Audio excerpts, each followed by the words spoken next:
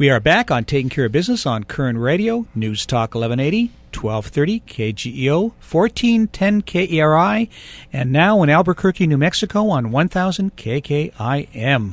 Our guest in studio, my old buddy, founder of BRIC, Keith Wolaridge. BRIC was Black Republicans in the county of Kern, which no longer exists. Well, the county of Kern exists, but... The county of Kern and Black Republicans still exist.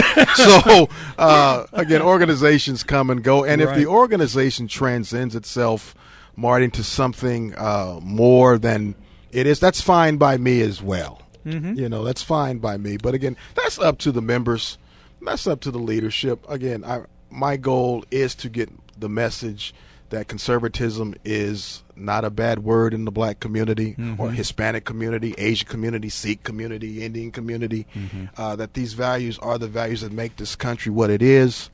However, again, whatever the people want to do is perfectly all right with me. Well, you know, organizations tend to transcend their founders in the first place. And they should. Yeah. If it's good quality leadership, it should transcend me. It was never about Wolaridge. Yeah. It was about an idea. Yeah, that's right. So it should transcend That's me. right. We had Phyllis Schlafly on a couple weeks ago, and she brought up a good point. She said, you know, because I asked her, I said, is the Republican Party, I'm trying to think of how she phrased it. I said, is the Republican Party missing the ball by not going out to the minority community? And her phrase was, they're not missing the ball. They're, how did she put it? They're jumping on the wrong ball, or they're tripping on the ball. She said, you have certain communities, like the Black community, she said, that has the same values that we have. She said, but then you have certain communities, like the Hispanic community, that may not necessarily have the same values. Now, I'm not sure I agree with her there, but I think the point she was trying to make was the Hispanic community is more co-opted by the Democratic Party. You see a lot more liberal values coming out of that community. I still think at the core they still have the same traditional values that the Black community and the Republican Party has, but I think you're starting to see the Hispanic community change because of the influence of the Democratic Party. That's an interesting perspective she brings. Yeah. I can only speak from the seat I'm in. Right. I was raised two-parent household. Uh-huh. I was raised to work hard, go to school, obey your teachers, follow the law. Marriage is between a man and a woman. Right. I was brought up, you know, the sanctity of life. I was brought up, you know, I tell the story all the time that my dad, when he was unemployed, they went down to the social services to get some help. And my mother, which is what it's designed for. And my mother came down crying because they told my father, Mr. Wolaridge will give the health care, will give food stamps, only if you leave the house. Oh, God. And my father said, I am not leaving my family. So, yes, cable was cut off. Yes, we had to eat potatoes.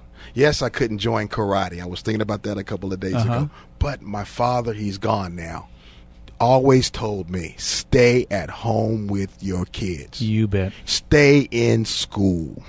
Do what is right. So I was raised with those values. And there are a lot of African-American families that were raised with the same cultural values. But this is the same man that was a Panther, too.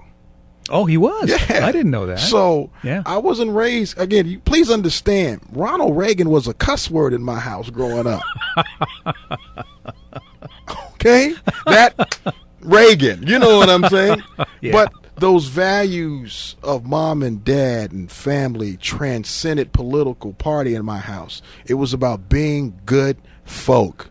Right. That the Wolaridge name is to be respected. You bring no shame on this name.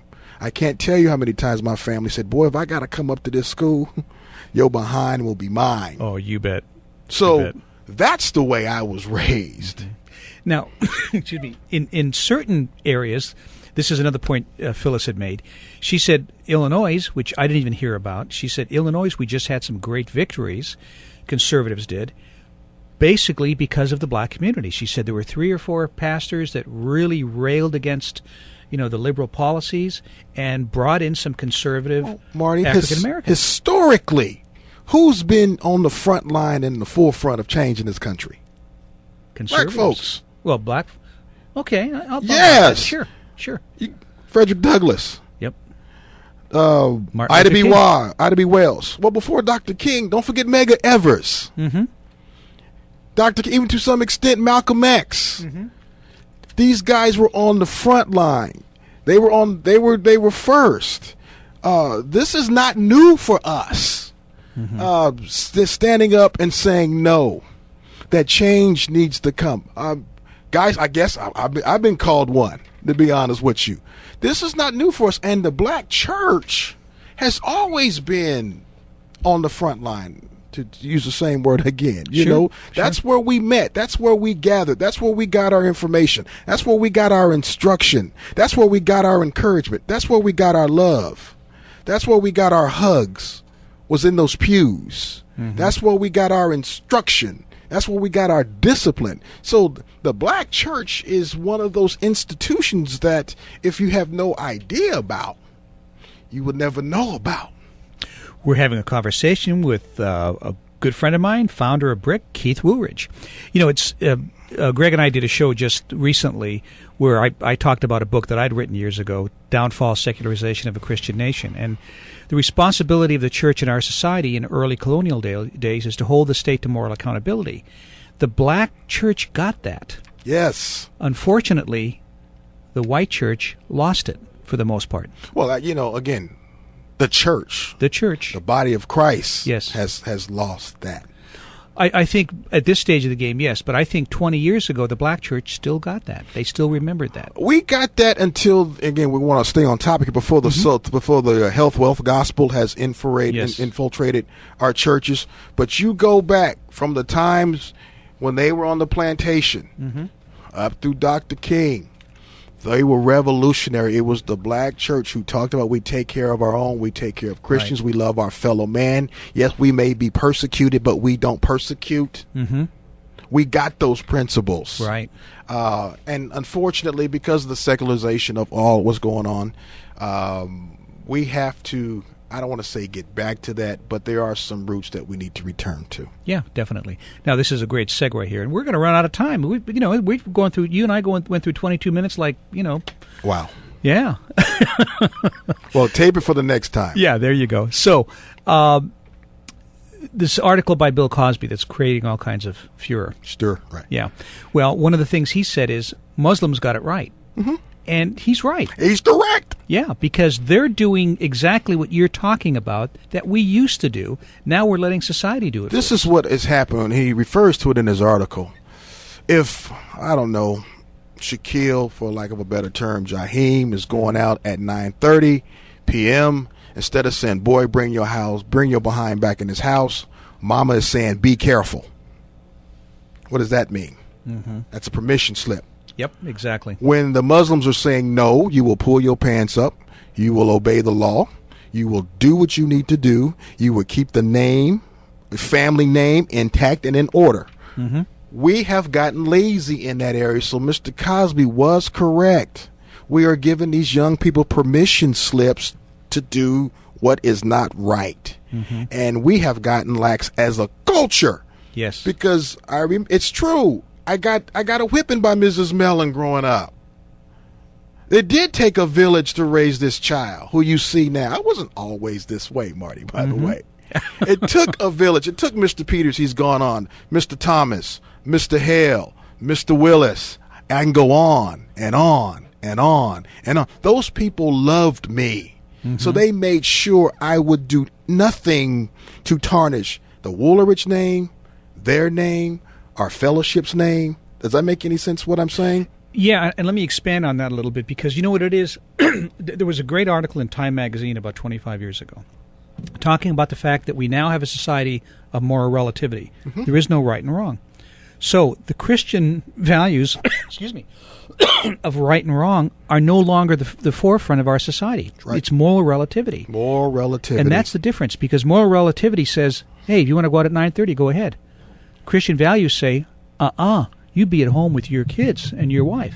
The Christian value is obey your mother and father. And the people around you, your village, taught those values. Taught those values to me. Exactly. And I'm trying to teach them to my children. And there are, again, I'm not giving up hope. I'm not giving up faith. If the message is out, and I do believe people understand and they get it, but we need to be reminded in love.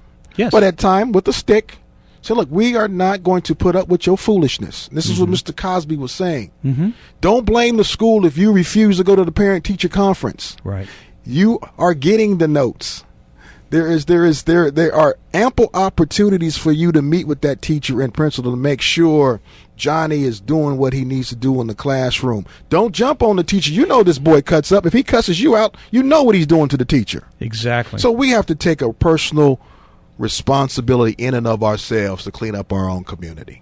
And the thing is, we need to teach values, not moral relativity. Values. Because, once you get to the point where moral relativity, what's right for you may not be right for me, there's only one truth. What does the Bible say? A man does what he feels in his own heart, but his way leads to destruction? Right, exactly.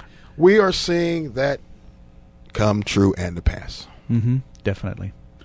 Brother, thank you for being here. Oh, it's always a pleasure. We're just starting to warm up here a little bit. Again, tape the next segment and we'll run it in 6 weeks. What we got to do is we're going to have you here for a whole segment next time. We'll have you here for the whole show. That'll work. Do you think your listeners want to listen to me for a whole segment? I think so. I think they want to listen to you and I talk about this. I think this is important stuff. All right. Well, thank you. We'll see you in 167 hours on Taking Care of Business on Kern Radio News Talk 1180.